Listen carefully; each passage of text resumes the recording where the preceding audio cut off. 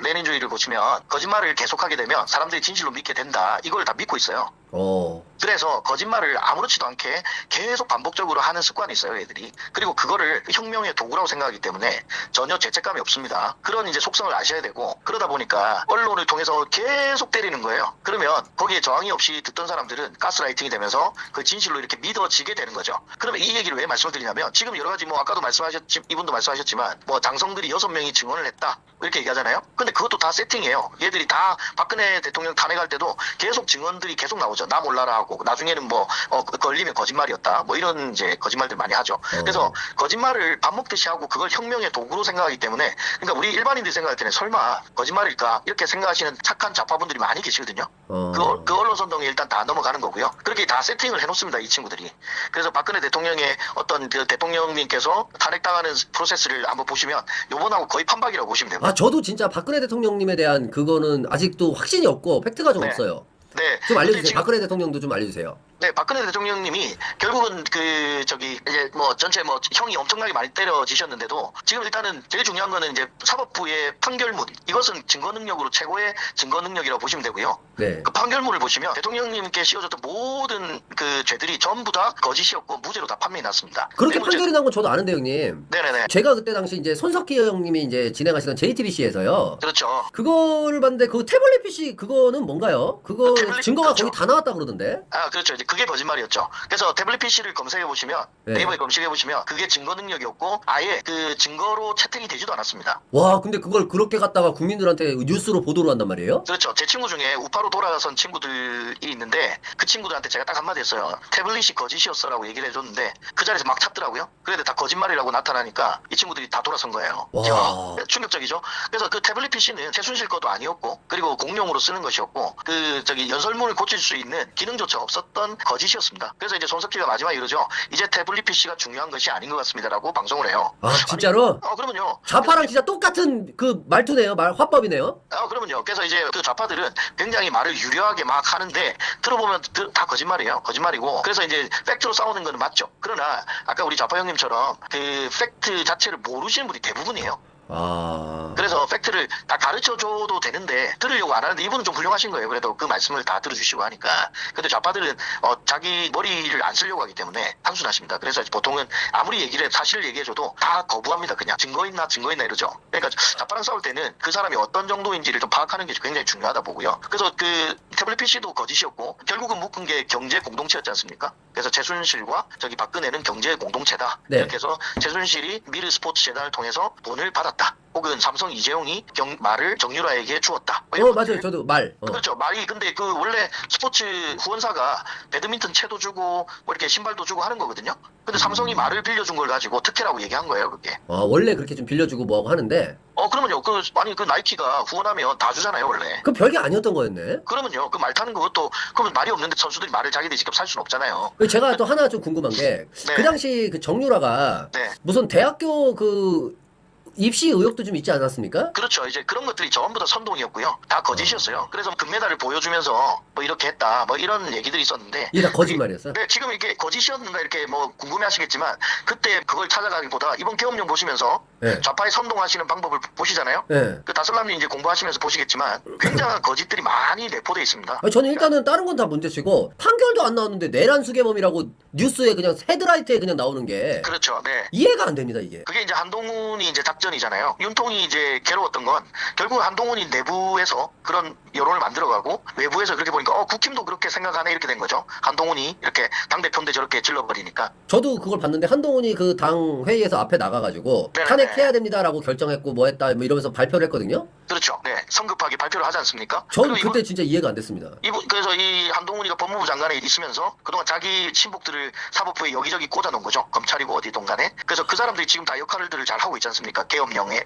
지금 자기들 편에서, 한동훈 편에서 다 역할들을 하고 있는데 얘들은 굉장히 오랫동안 작업을 합니다. 그러니까 조폭들을 공부시켜가지고, 옛날에 그런 영화들도 있었는데 조폭을 공부시켜서 경찰 만든다든지 공부시켜서 법관을 만든다든지 그렇게들 만들고요. 가장 핵심이 뭐냐면, 이거는 좀 위험한 얘기지만 보통 이렇게 국가유공자라고 이렇게 인정이 되면 시험 칠 때 그 가산점을 주지 않습니까? 네. 공무원으로. 그래서 우리나라에 유공자가 가장 많은 게 6.25 말고 또 있죠. 저쪽 지방에 뭐 어떤 사건에 대해서 5.18 뭐 이런 사건에서 유공자들이 굉장히 많이 양산되게 돼 있습니다. 그래서 그쪽에서 그런 걸 통해서 이제 공무원들이나 관직에다가 많은 사람들을 심어놓죠. 그쪽 관련해가지고 그때 유공자 만들 때 그런 법이 있었어요. 나는 이제 5.18 유공자인데 내가 이 사람을 인정해주면 이 사람도 유공자가 되는 법이 있어요. 웃기죠. 이 사람이 어떤 법이 아니고 내가 증언을 하면 이 사람은 유공자가 됩니다. 그래서 그 국회의원들 중에 많은 분들이 민주당에 보시면 많은 분들이 출세를 하는 게 관직에 들어갈 때 변호사나 이런 것들이 많이 되는데 그런 부분들이 일단 뭐 저기 관직으로 나갈 때 유공자로서 점수를 많이 받게 되죠. 그렇게 해서 이제 좀 포진되어 있다 이렇게 보시면 되고 역사가 아주 오래됐습니다. 여기는 치밀하게 아주 오랫동안 우리나라를 이렇게 먹기 위해서 이렇게 많이 포진을 해놨고 거의 이제 목까지 찬 거죠. 그걸 윤통이 본 거고 윤통은 또 불의와 타협하지 않는 스타일이 있기 때문에. 형님 그러면은 한동훈은 윤 대통령의 편이 아니었던 건가요? 그러면요 아니죠. 절대 아니죠. 그 한동훈 네, 한동훈의 처가를 보시면 굉장한 집안입니다. 거기가 친중 집안이라고 보시면 되고요. 처가가? 네네네. 그게 이모부라고 하죠. 그러니까 이모부가 프레시안이라고 완전 좌파 언론이 있습니다. 프레시안의 창립자이세요. 그러니까 한동훈은 주변이 전부 다 친중 친부 그런 사람들이고 국가보안법, 인혁당 사건 뭐 이런 굉장한 우리나라의 빨간 사건들과 모두 연관이 되어 있다 보시면 됩니다. 한번 알아보시면 굉장한 가계의 도를 보시게 될 거고 이번에 한동훈이 국힘 당원 게시판에다가 자기가 이렇게 드루킹처럼 여론 조작을 막 하다가 걸렸거든요. 그게 이 시점하고 딱 물려 있습니다. 보시면 개엄 전에 어떤 그 국힘 내에서는 그 당계 논란이라고 하는데 당원 게시판 논란이라고 그 한동훈의 당원 게시판 논란이 굉장히 이슈가 있었는데 이 타이밍에 이렇게 윤통이 개엄을 딱 치신 거예요. 그래서 이미 한동훈은 코너에 몰려 있었고 어차피 좌파와 야합하기로 되어 있었습니다.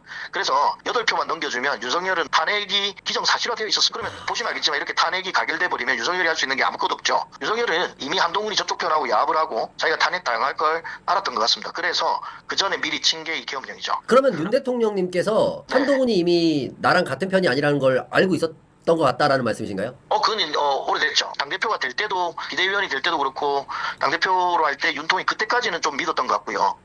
이후에 이렇게 돌아가는 걸 보니까 한동훈이 야합한다는 게 이제 첩보로 들어오고 이제 그렇게 되면 국힘에서 8표만 넘어가면 끝나는데 한동훈이 총선을 지배하면서 비례대표를 자기 편으로 많이 심어놨죠. 말도 안 되는 사람들을. 그리고 그 울산 남구에 있는 김상욱이 걔는 이제 원래는 송철호라고 문재인의 부정선거 사건에 송철호가 문재인의 친구인데 울산에서 걔를 시장으로 만들어줍니다. 그거를 하는데 걔가 보좌관이었어요. 걔를 국민추천이라는 걸로 한동훈이 걔를 국민추천을 해서 남구에서 당선되게 만들어준 거죠. 와, 형님 그러면 제가 하나만 또 여쭤볼게요.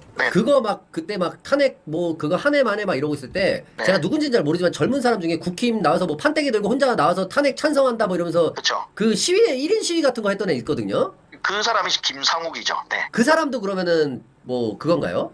네, 그 울산 부정선거 사건을 보시면 많이 이제 공부하실 수 있는데요. 거기에 보면 그 황운하라고 경찰청장 하던 놈이 있습니다. 그 놈이 이제 먼저 김기현이라는 그 당시 후보에 대해서 체포를 합니다. 방금 얘기하신 분이 그 친구였구나. 그 사람이었구나. 네네네. 그 사람이 이제 그 국민 추천제로 해가지고 문재인의 측근을 데려다 놓은 거예요. 그래서 공부를 만약에 좌파 공부를 하신다면 이제 노무현부터 해서 문재인 이쪽 라인을 계속 보시면 이 계보들을 잘 파악해 보시면 국힘 안에도 노무현 바들이 많고요. 그래서 국힘이 온전한 보수냐? 전혀 그렇지 않습니다. 그러니까 지금 뭐 국민들이 나와서 관사에서 데모를 해도 잘 나오지 않죠. 진짜가 잘 없죠 거기도. 그러니 이번 총선에서 한동훈이가 지배했던 총선 내에 보면 회색 분자들도 많고 그러나 이번에 탄핵을 찬성했던 23명 기권까지 다 포함해서 그런 사람들은 확실한 노선이 한동훈 노선이 있었고 이거는 그래서 뇌피셜인데 제가 볼 때는 윤통이 이렇게 가만히 있으면 탄핵은 이미 그때 걔들이 탄핵할 거라고 12월 9일쯤 탄핵할 거라고 그렇게 얘기했었거든요. 좌파들이 윤통을 하겠다. 그리고 김건희를 약한 고리라고 생각하고 공산당들은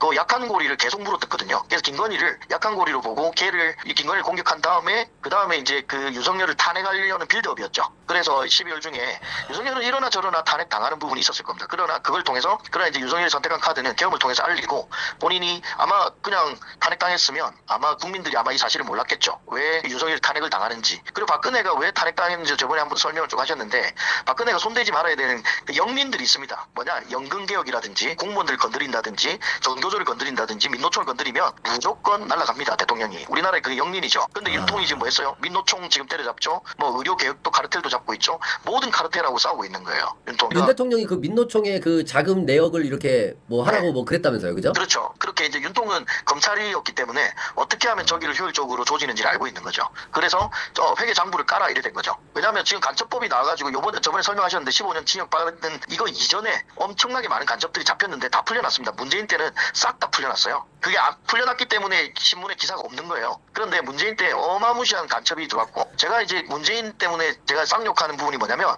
예전에 탈북해가지고 탈북 어선으로 한국에 왔는데 걔들을 판문점에서 돌려보낸 사건이 있거든요. 네. 그 인간이 아닌 거죠. 원래 우리나라는 한반도를 우리 국가로 보는 거거든요. 아, 그 탈북 어민?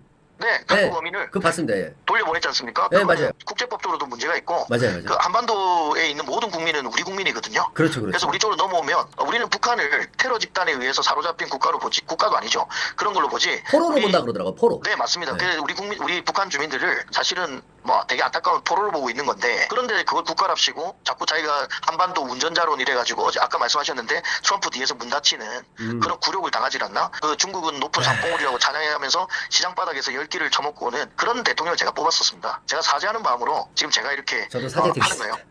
저도 사죄드리겠습니다. 아니요, 제가 그렇죠. 네. 아, 저도 그랬거든요.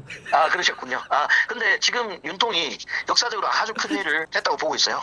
아, 근데 형님, 와, 근데 네. 진짜 소름인 게, 네. 아니, 그 당시에 제가 그 국민의힘이 안 뭉치는 거 보면서, 네. 그 윤상현님인가요? 그분이 가서 막 설득했거든, 그 시위하는 사람. 맞아요. 뭐 이러면 네. 안 되고 막 이렇게 설득했단 말이야. 근데 알고 봤더니 그 사람들이 알고 보니 다 스파이였다라는 거 아니에요? 그러면요. 네. 와, 예전에 이게 생각이 틀린 게 아니라 스파이였던 거네? 그렇죠. 그 동독과 서독이 개소름이다, 와. 네, 동독하고 서독이 통일을 했을 때 깜짝 놀란 게 서독의 관직에 있는 60, 70%가 동독 그 간첩이었습니다. 우리가 공산당들이 일하는 방식을 잘 이해를 해봐야 되고, 그래서 이 문제를 자꾸 북한과 우리 뭐 간첩 이렇게 얘기하니까 이해가 안 되시는데, 저도 뭐 외국에 좀 살고 해서 해외에서 보면 그 중국이 얼마나 전 세계에 그 악의 영향을 끼치는지를 보고 있으면 한국은 너무 중국에 대해서 안이한 것 같거든요. 제가 볼 때는 그게 이제 언론의 역할이 크고, 그 언론들한테 돈을 대고 있는 중국 자본들 이런 것들로 인해서 우리 국민들이 사실은 너무 착하게 잘 살죠. 우리는 법을 잘 지키는 도덕과 법을 잘 지키는 국민들이다 보니까. 그게 굉장히 언론에서 좀 얘기하는 심하잖아요, 거예요. 형님. 뭐가요? 대부분의 사람들이, 에휴, 중국에서 뭐 진짜 그게 말 그대로 뭐 뇌피셜 뭐 영화 뭐 이런 거는 실제 그 있냐, 이렇게 얘기를 많이 하거든요.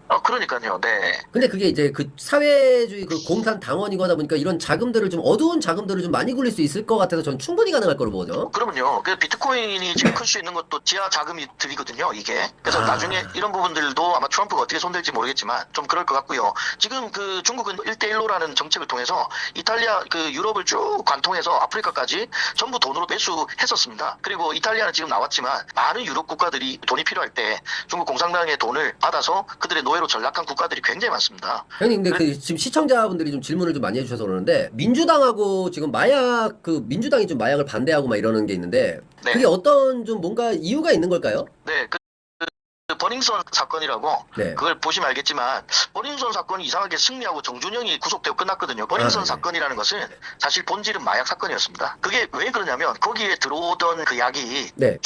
북한산입니다. 그러면 북한에게 자금을 지금은 이제 대북 제재로 이제 저희가 자금을 못 주잖아요. 네네네. 그러니까 그런 이제 약의 유통이나 이런 그 어두운 곳을 통해서 유통이 되게 만들었던 거고, 그로 인해서 북한이나 이제 중국의 자본이 흘러 들어가게끔 만든 건데, 자 보시면 지금 그 민주당이 예를 들어 중국 자본에 의존하고 있다면 중국을 살찌우는 게 자기들한테 유리하겠죠.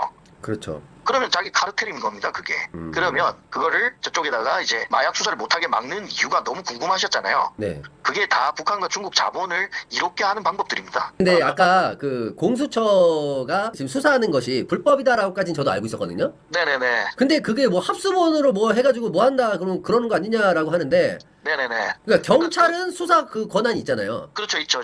근데 이거를 경찰이 같이 한다라고 하면 안 되는 건가요? 이거 좀 궁금하더라고요. 왜냐하면 보시면 이렇게 발주처라는 게 있어야 되는데, 예를 들어 이게 수사를 하고, 우리나라는 수사와 기소가 분리됐거든요. 민주당이 검경 수사권을 조정하면서 원래는 그 검찰에서 수사하고 전부 다 기소하게끔 되어 있는데, 네. 지금의 검경 수사권, 그러니까 검수완박을 통해서 검사는 그냥 경찰이 해준 수사만 기소할 수 있는 권한을 가지고 있거든요. 네. 그러니까 그걸 왜 분리했겠어요? 같이 수사하지 말라고 하는 거예요. 검수완박의 본질이. 그래서 경찰이 수사한 거에 대해서 너네가 기소만 해라 이렇게 돼 있는 거고, 검수완박이. 공수처는 고위공직자 고위공직자만 다루는 건데 고위공직자의 범위가 그렇게 넓지 않습니다. 몇천 명 수준밖에 안 되거든요. 그러니까 공수처는 딱 고위공직자를 이렇게 수사하기 위한 기관입니다. 그래서 대통령도 대상은 될 수 있지만 네. 근데 대통령의 직권남용이라는 거는 있을 수 없고요. 그러니까 지금 공수처는 직권남용만 할 수 있는 거거든요. 직권남용만 할 수 있고 그래서 직권남용죄를 해야 되는데 지금 내란죄라고 막 자기들 떠들잖아요. 네. 그럼 내란죄는 경찰밖에 수사를 못하기 때문에 공수처가 들어오면 안 되는 거죠. 그러면 거기 수사의 기밀들이나 이런 것들이 공수처랑 나눠서 갖는다는 건데 있을 수가 없는 일이죠. 경찰이 수사한 내용을 공수처가 알게 된다는 내용이잖아요. 같이 이렇게. 그러면 공수처가 들어오면 안 되는 이유인 거죠. 그래서 그 애초에 민주당이 검찰이 너무 무서우니까 검찰의 권력을 빼다가 경찰한테 다 넘긴 거거든요. 근데 이제 자기들이 자승자박인 거죠. 결국은 자기들이 검찰의 힘을 빼놨는데 이 경찰이 그 내란죄를 수사하게 돼 있는데 공수처가 들어오려고 하니까 못 들어오게 하는, 이게 들어올 수가 없는 거죠. 이걸 하려면 조직 개편을 다 해서 법안을 다 통과해야만 그 합수본이나 뭐나 이런 것들도 다 공조본이나 뭐 이런 것들이 인정이 되는 거지. 그 영화나 수사를 너무 많이 보셔가지고 거기는. 근데 이게 그 윤석열 대통령의 변호사가 그 뭐 법원 상대로 그거 뭐 불법 위헌이다 뭐 이렇게 해가지고 뭐 냈다고 하더라고요. 그렇죠. 공수처가 수사하는 거 이거 말도 안 된다. 불법이라고 하죠. 그러니까 그 수사할 수 없는 영역인데 수사를 하는 거죠. 아까 제가 뭐 적절한 예인지 모르겠지만 예를 들어 다리가 부러졌는데 내과 의사한테 간다든지 적절하지 않은 거예요. 그러니까 할 수 없는 곳에서 거기 가서 지금 불법으로 자기가 치료해 보겠다고 하는데 그럼 불법 진료가 되는 것처럼 수사도 자기가 정해진 수사 범위 내에서만 할 수 있습니다. 아 그러면은 그 어떤 뭔가 조치가 그 되면 이루어져야 되는데 아니 어떻게 그게 불법인 거를 형님보다 네. 그분들이 더 잘할 거 아니에요. 그러면요. 네. 근데 어떻게 이걸 밀어붙일 수가 있는 거죠? 그게 지금 이제 위기의식이라고 보시면 되는 거죠. 윤통이 이렇게 세게 나올 거라고 생각 못 한 거고 결국은 이게 체제 전쟁으로 지금 거의 번졌기 때문에 얘들도 뒤가 없는 겁니다. 현재는. 만약에 여기서 윤통이 살아 돌아오면 네. 걔들 끔찍하죠. 그러니까 그러면요. 윤통은 지금 웬만한 여기서 지금 누가 어떤지를 다 정보를 다 받고 있을 겁니다. 그래서 나중에 돌아오게 되면 누구를 어떻게 날려야 될지를 다 알고 있을 거예요. 인사권이 딱 있으니까. 인사권도 있고 지금 누가 사실은 뭐 소위 말하는 간첩인지 누가 첩자인지를 지금 다 보게 되는 거죠. 지금 이걸 정리를 안 하고서 윤통이 지금 만약에 트럼프가 들어오고 지금 뭐 아시다시피 중국은 대만을 침공을 할 거거든요. 2026년이나 이렇게. 그걸 아예 공표를 해놨습니다. 그래서 중국은 홍콩을 먹듯이 대만을 먹으려고 준비하고 있고요. 얼마 전에도 뭐 대만 그 치는 뭐 훈련했다 그러던데. 훈련했죠. 그게 사실입니다. 그리고 홍콩을 너무 쉽게 먹고 나서 어떻게 됐나요? 걔들이 뭐 전쟁해가지고 홍콩을 얻은 게 아니고 합법적으로 홍콩을 돌려받은 다음에 어떻게 나라를 작살냈냐면 중국 애들이 거기로 다 넘어가서 의료보험부터 박살내는 거예요.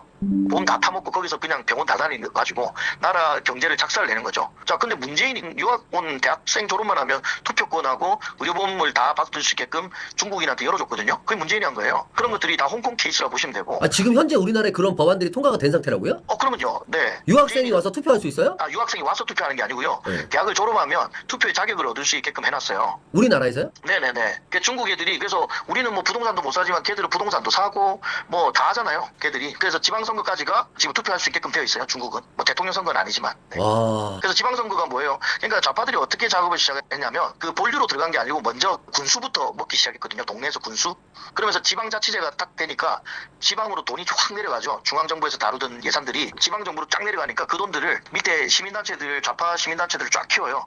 그래서 시민 교육하고 돈 뿌려가지고 그래서 의식화 교육한 다음에 국민들을 이렇게 가스라이팅을 시켜놓는 작업을 아주 오래전부터 시작했고 어느 정도 됐다 싶으니까 혁명을 완수하려고 하는 거죠. 현재. 형님 근데 이번 윤석열 대통령의 그 헌법 재판은 네. 좀 뭐 이거는 뭐 팩트가 될 수는 없고 형님 생각할 때 좀 어떨 것 같아요? 제가 뭐 평론가는 아니지만 그러니까 그냥 내피셜. 네, 피셜로요. 사실은 이제 뭐 저는 가능하다 왜냐면 세표가 요번에 배신자들 많이 보셨죠. 네. 그래서 아무리 윤통이 네. 임명을 했다고 해도 불리한 건 사실이고요. 저는 그렇게 보고 오히려 최상목이 지금 임명했던 헌법재판관이 국무회의를 거치지 않았다거나 뭐 이런 적법하지 않은 절차가 있었기 때문에 그 권한쟁의나 이런 이제 가처분 신청을 통해서 그 효력을 정지하려고 해야 되는 거죠. 그래서 사전에 이제 오늘 8명이 다 임명을 받았는데 사실은 앞으로 이거는 뭐 중간에 어떤 일이 안 일어나고서는 탄핵이 가결될 가능성이 굉장히 높다고 저는 생각하는데 부결이 아니라 가결. 네네네. 저는 뭐 통과되지 않겠나 하는 생각도 하는데. 그 대참사 아닙니까 그거는? 그러면요. 그래서 1월 20일에 트럼프가 이제 취임하고 났을 때 아마 지금 이제 트럼프는 부정선거에 완전 올인을 했거든요. 전 재산을 걸었습니다. 부정선거에. 그래서 캐나다가 트루도 총리도 부정선거로 당선돼 있기 때문에 그래서 그 트럼프는 그 캐나다 총리하고 친하게 안 지내요. 걔를 완전 쓰레기로 보거든요. 그러니까 부정선거를 치가 들리기 싫어하는 게 트럼프라고 보시면 되고요. 바이든이 처음에 당선될 때도 새벽에 갑자기 몰표가 들어오면 통해서 바이든이 당선이 된 거거든요. 그래서 트럼프가 부정선거로 재임에 실패했기 때문에 네. 요번에 당선되고 나서는 지금 요번에 모든 것들을 아마 박살을 낼 건데 구글이라든지 그런 빅테크 기업들을 막 조져도 될 겁니다. 아마 구글을 없애버릴 아마 마음이 있는 것 같더라고요. 아, 형님 그러면은 최상목도 그러면 혹시 그겁니까? 최상목이 보니까 82학번 서울대 82학번인데 조국 또 82학번 서울법대거든요. 그러니까 586이라고 하는 그 세대들 있잖아요. 싹 갈아야 됩니다. 사실은. 그래서 제가 다설남이나 여기 계신 젊은 분들이 저는 너무 이제 귀하게 생각되는 게 이제 세대 교체를 지금 해야 되는 시점이라고 보고 걔들은 아직도 뭐 전두환 그 군합발 뭐 총기 뭐 이러면 뭐 뭔가 그 피해의식들이 있어가지고 굉장히 엄청나다고 생각을 하고 저 최상목도 뭐 계엄은 뭐 잘못됐네 어쩌네 이런 회색 분자 같은 소리를 하는 거죠. 그게 화염병 들고 던지고 공부 안 하던 놈들의 그런 단순한 머릿속에 결국 뭐 주체사상이라든지 이런 이제 좀 빨간 물들이 많이 들다 보니까 이게 본질적으로 안 되는 거예요. 주사파 같은 게 거의 종교적인 수준에 뭐 가깝기 때문에. 아니 원래 윤 대통령하고 이렇게 같은 그거 아니었나요? 누가요? 그 최상목이요? 예. 네, 걔가 일단은 뭐 제가 알기로는 박근혜 때 그 모든 장관들이 다 도륙당했지 않습니까? 예. 최상목은 살아남았어요 그때. 박근혜 때. 다 죽을 때 걔는 뭐 어떻게 보면 간신배일 수도 있고 눈치를 잘 보고 있는 걸 수도 있고 그래서 5년간 숨어 살다가 이번에 콜업이 된 거죠. 근데 윤통이 보시면 지금 공수처장도 마찬가지 전부 다 윤통이 다 임명한 거예요. 그런데 그게 한동훈의 추천이라는 얘기가 많더라고요 보니까. 그래서 한동훈이 법무부 장관을 하면서 사법부나 법조계에 굉장한 카르텔을 좀 형성했고 윤통이 그걸 몰랐던 거 아닌가 하는 생각입니다. 저는. 와, 아니 이게 왜 그러냐면 이게 보는 눈이 완전 다르구나. 저는 처음에 옛날에 이제 한동훈 씨 뭐 나와가지고 무슨 뭐 비동의 가늠죄 뭐 어떻게 뭐 하느냐 뭐 막 이런 거 얘기할 때 네. 와, 야 정치인 중에 이런 정치인이 있었네 막 그랬거든요. 그럼요. 저희도 열광했죠. 네. 아, 그죠? 그러면요. 그때 저도 막 한동훈 굉장히 응원했었죠. 진짜 이런 정치인이 있었다라는 것에 놀라울 정도로 약간 진짜 그랬었거든요. 그러면요. 야, 근데 여기서 그냥 한 방에 그냥 그렇죠. 이렇게 배신 때릴 거라고 생각했는데 제가 그 한동훈이가 좀 이상하다고 생각해서 주변에 이제 한동훈 이상하다고 얘기했을 때 주변 사람들이 야, 이 너무 의심 많다 이랬는데 결국 배신 때리잖아요. 그래서 저희는 대충 봐서는 이놈이 이게 권력욕이 있겠구나라는 생각을 저희가 한 거죠. 네. 그래서 이상하다 생각을 했는데 한동훈이 딱 배신을 때리지 않습니까? 그래서 겉으로 굉장히 괜찮은 척하는데 강남 좌파의 특징입니다. 강남 좌파의 특징. 강남 좌파. 강남 좌파들은 그러니까 가붕괴들이 기어오르는 걸 꼴을 볼 수가 없어요. 자기들이 강남을 사수하기 위해서. 강남 좌파들은 밑에 가재, 붕어, 개구리들이 자라는 꼴을 못 보죠. 조국도 그랬고. 그러니까 그 강남 좌파의 특징은 뭐냐면 자기가 왕이라고 생각하고 자기가 뭐 지하철 한번 타준다는 생각을 하고 떡볶이 한번 먹어준다고 생각하는 놈들이에요. 그런 강남 좌파들이 전형적으로 그 한동훈이 강남 좌파라고 보시면 되는 거죠. 와, 그게 속은 거였다. 와. 그러면요. 그런데 이번에 그 뒤통수 친 거 보면 한동훈이 그랬었구나를 판단하셔야 되는데 아니 한동훈이 왜 그랬을까 이렇게 생각하면 그러니까 네. 그런 생각도 할 수 있잖아요. 그러니까 양심에 뭔가 좀 그래가지고 그 사람 스스로는 진짜 다른 건 몰라도 나는 스스로를 속일 수 없다. 계엄은 잘못된 거다. 뭐 이렇게 생각했을 가능성은 없는 건가요? 그래서 이제 뭐 우리가 이제 사람의 말보다 사실 행동을 봐야 되잖아요. 네. 우파는 사실은 사실주의거든요. 네. 그러니까 우리가 감정이나 감성 이런 게 아니고 의견이 아니라 팩트만 보면 그 사람이 그러고 나서 내란이라는 얘기를 제일 먼저 한 게 그 한동훈이에요. 그리고 나서 이 사람이 내란이라는 판을 먼저 깔았고요. 그리고 나서 이제 수사하는 검찰이라든지 이런 쪽에서 그 내란이라고 검찰이 먼저 치고 나왔죠. 이제 그런 것들이 전부 다 한동훈하고 괴를 같이 하고 있다 보시면 되고요. 맞네, 이건 감성이네. 그럼요. 감성이죠. 그리고 그래서 이준석에 대해서도 좀 물어보시는 분들이 많이 계시네. 이준석이요. 네, 이준석은 지금 논란이 많지 않습니까? 그 학력이라든지 제가 해외 쪽 일을 좀 많이 알아서 아는데 굉장히 그 입학이라든지 거기서 공부했던 과목이라든지 선거 출마할 때마다 경제학 전공이라고 자꾸 우겨댔는데 사실 그런 복수 전공이 하버드에 존재하지도 않은데 그런 걸 주장한다든지 그리고 노무현의 장학생이었거든요. 노무현의 제1호 대통령 장학금을 받고 하버드 대학을 간 거죠. 그래서 그 친구는 노무현이라고 보니까 아까 제가 노무현 여기서부터 좀 보셔야 된다고 말씀드린 거예요. 그전 이전의 좌파들은 뭐 김대중이라든지 김영삼 뭐 이런 사람들도 과오들이 너무 많죠. 그래도 여기는 나라를 좀 생각했다고 할 수 있죠. 그리고 근데 노무현 때가 이제 굉장히 감성적으로 우리 이제 40대들은 노무현에 열광했었던 시대죠. 왜냐하면 대통령이 모든 권위를 내려놓은 듯한 느낌으로 굉장히 열광했었죠. 서민 대통령이라고 굉장히 되어 있었죠. 네. 그러면 원래 요트 타고 다니고 요트 가지신 분이에요 원래가. 근데 무슨 서민이에요? 노무현이요. 네. 노무현 대통령이요? 네, 그러면요. 요트가 있었다고요? 그러면요. 모르시는구나. 네, 서면 대통령이 아니고. 뭐 밥 갈다 오신 분 같은데. 그런 이미지 메이킹을 잘 하셨죠. 근데 노무현 대통령 그래도 뭐 한미 FTA나 뭐 제주 그 기지라든지 이런 것들에 대해서 찬성한 걸 보면 그래도 일말의 양심적인 부분이 있었다라고 보고. 와, 풀소유였다는 거네요. 그러면요. 그분이 부산에서 유명한 변호사세요. 그분이 그 변호하던 부분이 뭐냐면 세무 쪽 변호사세요. 세무 쪽, 세금 쪽. 세금 쪽은 기업들이 붙는데요. 얼마나 돈을 많이 받았겠어요. 그래서 돈을 잘 버셨죠. 거기에 이제 부산 변호사 사무실 부산 여기 이제 문재인이 같이 있었던 거고 그래서 이제 문재인이가 대통령 되는 데 있어서 그런 관계가 굉장히 이제 역할을 많이 했죠. 네. 그리고 뭐 결국 이제 노무현 대통령은 너무 좋아하시는 분이 많아서 좀 까는 건 좀 그렇고요. 사실적인 거는 굉장히 많이 있습니다만은 이미 돌아가셨고. 네. 그래서